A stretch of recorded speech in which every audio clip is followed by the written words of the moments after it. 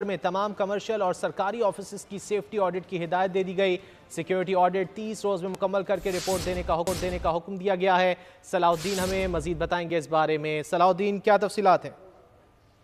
हाँ जी बिल्कुल, निगरान वज़ीर सिंध का सूबे भर की कमर्शियल और सरकारी इमारतों की सेफ्टी ऑडिट का फैसला किया गया है। इस हवाले से निगरान वज़ीर सिंध ने सूबे भर की कमर्शियल और सरकारी इमारतों में आग लगने के वाक़यात पर तशवीश का इजहार करते हुए हिदायत जारी की है कि सूबे भर में तमाम कमर्शियल और सरकारी ऑफिस की जो है वो सेफ्टी ऑडिट जो है वो तैयार की जाए और इस हवाले से कमर्शियल इमारतों के अलावा सरकारी दफातर, तालीमी इदारे, अस्पतालों की सिक्योरिटी ऑडिट कराने का भी हुक्म दिया है।